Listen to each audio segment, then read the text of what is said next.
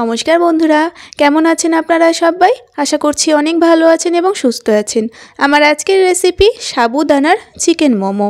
আটা, ময়দা বা রেস্টুরেন্টের মোমো তো অনেকেই খেয়েছেন, তবে এইভাবে সাবুদানার মোমোটা কি কখনো খেয়েছেন? যদি না বানিয়ে থাকেন একবার হলেও বানিয়ে দেখুন। একদমই নরম তুলতুলে হবে আর ভেতরে থাকবে চিকেনের পুর ভরা। আর যারা সাবুদানা খেতে অপছন্দ করেন তাদের কিন্তু একবার হলো এই মোমোটা বানিয়ে খাবেন। তো দেখবেন বন্ধুরা, সে কিন্তু ভীষণই পছন্দ করবে আর একটা খাওয়ার পরে কিন্তু বারবারই খেতে চাইবে, এতটাই সুস্বাদু তৈরি হবে। তো আজকের রেসিপি যদি ভালো লাগে তাহলে একটা লাইক অ্যান্ড শেয়ার করবেন। তার সঙ্গে আমার চ্যানেলে যদি আপনি নতুন বন্ধু হয়ে থাকেন তাহলে প্লিজ চ্যানেলটিকে সাবস্ক্রাইব করে পাশে থাকা বেল আইকনটি প্রেস করে রাখবেন। তো চলুন বন্ধুরা, শুরু করি আমার আজকের রেসিপি। প্রথমেই এখানে একটা ছোট বাটির মাপ করে 1 বাটি পরিমাণে সাবুদানা নিয়েছি, আর এখানে আমি ছোট সাইজের সাবুদানাটা নিয়েছি। তো প্রথমেই এই সাবুদানাগুলো একটা ফ্রাইং প্যানকে গরম করে একটু নেড়ে চেড়ে কাঁচা গন্ধটা চলে যাওয়া পর্যন্ত একটু ভেজে নেব। আপনাদের সময়টা আমি বলে দেব, প্রায় 20 থেকে 25 সেকেন্ড মতো আমি নেড়ে চেড়ে হালকা ফ্লেমে একটু ভেজে নিয়েছি। তো দেখুন এখন ভাজা হয়ে গিয়েছে, এটা সম্পূর্ণভাবে আমি ঠান্ডা করতে দেব। তো এই সময় আমি পুরটা রেডি করব, মানে চিকেনের পুরটা রেডি করার জন্য দেখুন এখানে বোনলেস চিকেন নিয়েছি মোট 4 পিস, একটু বড় সাইজের নিয়েছি। তো 4 পিস থেকে অনেকটাই পুর তৈরি হবে। তো এবার এটাকে আমি মিহি করে পেস্ট করে নেব, কারণ যেহেতু আমি সাবুদানার এখানে মোমো বানাবো, একটুও কিন্তু হাড় থাকলেও হবে না, বা এখানে যদি কিমা তৈরি করেন তাও কিন্তু হবে না, একদমই পেস্ট করে নেবেন। তো দেখুন পেস্টটা করার পরে আমি একটা মিক্সিং বোলের মধ্যে নিয়ে নিচ্ছি। তো চিকেনের এই পুরটা রেডি করার জন্য আমি আগে থেকে কিছু উপকরণ রেডি করে রেখেছিলাম। তো এখানে প্রথমে দিয়ে দিচ্ছি পেঁয়াজ কুচি, একটা বড় সাইজের পেঁয়াজ ছোট ছোট টুকরো করে কুচিয়ে এখানে দিয়ে দিলাম। এবার দিচ্ছি একটা কাঁচা লঙ্কা কুচি, তো আপনারা এখানে ঝালটা পরিমাণ মতো দেবেন। তো এবার গ্রেট করা আদা দিচ্ছি, আদাটা দিচ্ছি হাফ চামচ, আর গ্রেট করা রসুন দিচ্ছি হাফ চামচ। ধনেপাতাটা আমি কিন্তু পরে দেব, এখন দেব না। আরও কিছু উপকরণ অ্যাড করব, স্বাদ মতো লবণ দিলাম, আর হাফ চামচ গোলমরিচের গুঁড়ো, 1 চামচ পরিমাণে সয়া সস। এবার দিচ্ছি হাফ চামচ পরিমাণে ভিনিগার, আর রিফাইন্ড অয়েল দিয়ে দিচ্ছি 1.5 চামচ পরিমাণে। তো চিকেনের পুরটা এইভাবে আপনারা রেডি করবেন, দেখবেন যে কোনো মোমো খেতে ভীষণ সুস্বাদু হবে। তো এবার খুব ভালোভাবে আমি একটু মেখে নিচ্ছি। এরপরে আমি ধনেপাতাটা দেব। তো এখনও পর্যন্ত আমি ধনেপাতাটা দিইনি, তো এবার আমি ধনেপাতাটা দিয়ে দিচ্ছি। প্রথমে যদি ধনেপাতা দিয়ে মেখে নেওয়া হয় তাহলে ধনেপাতার স্বাদটা চলে যায়। তো ধনেপাতা দেওয়ার পরে আমি হালকা হাতে মেখে নেব, খুব একটা চটকে কিন্তু মাখবো না। তো দেখুন এখানে মাখা কিন্তু হয়ে গিয়েছে। এবার এই পুরটা আমি চাপা দিয়ে রেখে দেবো 15 মিনিট। তো এই সময় আমি এই সাবুদানার লেয়ারটা তৈরি করে নেব। তো যেই সাবুদানাটা আমি ড্রাই রোস্ট করে রেখেছিলাম সেটা দেখুন এখন আমি গুঁড়ো করে নিচ্ছি।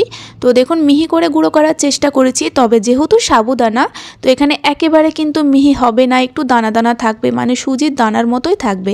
তো এইভাবে একটু চেলে নিতে হবে। তো যে এক্সট্রা যে দানাগুলো দেখতে পাচ্ছেন এগুলো আমি ফেলে দিচ্ছি। এরপরে এর মধ্যে আমি দিয়ে দিচ্ছি 2 চামচ কর্নফ্লোর। তো বন্ধুরা যদি কর্নফ্লোর না থাকে সেক্ষেত্রে কিন্তু আপনারা 2 চামচ ময়দা দেবেন। তো স্বাদ মতো লবণ দিয়ে দিলাম। তো কর্নফ্লোর ময়দা যদি কিছুই না দিতে চান তাহলে কিন্তু শুধুই মেখে নিতে পারেন, মানে সাবুটা শুধুই মেখে নিতে পারেন। তো সব কিছু দেওয়ার পরে ভালোভাবে মিশিয়ে এখন উষ্ণ কুসুম গরম জল দিয়ে এই সাবুদানার ডোটা তৈরি করে নেব। জলটা অল্প অল্প দিতে হবে আর মেখে নিতে হবে, আর এখানে কিন্তু ঠান্ডা জল দেবেন না। তো দেখুন এখানে কিন্তু ডোটা খুব তাড়াতাড়ি তৈরি হয়ে যাবে। তো এবার আমি এই ডোটা তুলে সরাসরি নিয়ে নেব একটা কিচেন স্ল্যাবের মধ্যে, আপনারা বেলুন চাকির মধ্যেও বেলে নিতে পারেন। তো এবার এটা একটা বড় রুটির আকারে বেলে নেব। তো মোমোটা এইভাবেই কিন্তু আপনারা বানাবেন, একটা একটা লেচি করে বানাতে পারবেন না, যেহেতু এটা সাবুদানার মোমো খুব সহজে কিন্তু ভেঙে যেতে পারে। এইভাবে বানালে কিন্তু খুব সুন্দর হয়।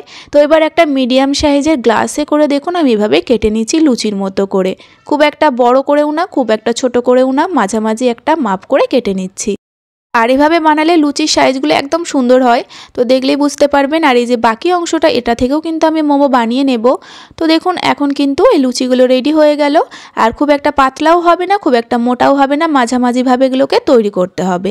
তো পুরটাও এদিকে রেডি হয়ে গিয়েছে 15 মিনিট রেস্টে রাখার পরে। এবার আমি মোমোগুলো বানিয়ে আপনাদেরকে দেখাবো। তো এখানে মোমোটা আমি 2 রকম ডিজাইন করে বানাবো। প্রথমে যেটা সব থেকে সহজ সেটা আপনাদেরকে আমি দেখিয়ে দিচ্ছি। তো একটা লুচি নেওয়ার পরে পরিমাণ মতো পুর দিতে হবে, খুব একটা বেশি দেবেন না, অল্প করে পুর দিয়ে এইভাবে পুলি পিঠের মতো করে বানিয়ে নিতে হবে। এইভাবে মোড়ার পরে মুখটাকে ভালোভাবে চেপে দেবেন যাতে স্টিম করার সময় পুরটা না বেরিয়ে যায়। তো এখানে একটা রেডি হয়ে গেল। এইভাবে আপনারা সহজভাবেও কিন্তু প্রত্যেকটা মোমো বানিয়ে নিতে পারেন। তো এবার আমি দ্বিতীয় একটা ডিজাইন করে দেখিয়ে দেব। তো একইভাবে লুচির মধ্যে পুর নিয়ে নিলাম পরিমাণ মতো। তো এবার আমি দেখুন ডিজাইনটা করে নিচ্ছি এইভাবে শাড়ির কুচির মতো করে একটু ধরে ধরে আটকে নিতে হবে। তো আমরা কম বেশি সকলেই এই ডিজাইনগুলো জানি, আপনারা কিন্তু একটু সাবধানে বানিয়ে নেবেন, যেহেতু এটা সাবুদানা দিয়ে তৈরি হচ্ছে তাই একটু সাবধানে করতে হবে, না হলে কিন্তু ছিঁড়ে যাওয়ার চান্স থাকে। তো এবার খুব ভালোভাবে মুখটা আটকে দিচ্ছি। তো মোমোর এই যে র্যাপারটা তৈরি করেছি এটা কিন্তু খুব একটা পাতলাও হবে না, খুব একটা মোটাও হবে না। পাতলা তৈরি করলে কিন্তু এটা ছিঁড়ে যাবে, আর মোটা করলে খুব একটা খেতে ভালো লাগবে না। তো সবগুলো মোমো কিন্তু আমি একইভাবে বানিয়ে নিলাম। তো এবার আমি মোমো স্টিম করে নেব। তো স্টিমে বসানোর আগে মোমোগুলো সাজিয়ে নিচ্ছি একটা ছিদ্র ডেকচির মধ্যে। ডেকচিটার মধ্যে ভালোভাবে আমি তেল মাখিয়ে নিয়েছিলাম। তো সবগুলো মোমো তোলার পরে এখন দেখুন ডেকচির মধ্যে আমি জল গরমে বসিয়ে দিয়েছিলাম। যখন ভাপটা উঠতে শুরু করছে ডেকচিটা বসিয়ে ফ্লেমটা লো টু মিডিয়ামে রেখে প্রায় 12 মিনিট মতো আমি স্টিম করে নেব। তো প্রায় 12 মিনিট মতোই কিন্তু আমি স্টিম করেছি। আমি যেভাবে মোমোটা বানিয়েছিলাম সেভাবেই টাইমিংটা আমি শেয়ার করলাম। তো 12 মিনিটের মধ্যেই কিন্তু মোমোগুলো সুন্দরভাবে ভাপানো হয়ে যাবে। তো মোমোগুলো এখন নামিয়ে নেব আর পুরোপুরি ঠান্ডা করে নেব। তো তৈরি হয়ে গেল দারুণ স্বাদের সাবুদানার তৈরি চিকেন মোমো। তো বন্ধুরা, সামান্য সাবুদানা দিয়ে এতটা সুন্দরভাবে মোমো তৈরি করা যায় তো আপনারা দেখলেনই। তো দেখলে কিন্তু আপনারা বুঝতে পারবেন না, অবশ্যই বাড়িতে এইভাবে বানিয়ে দেখুন স্বাদটা, তবেই বুঝতে পারবেন যে কতটা সুন্দর খেতে হয়।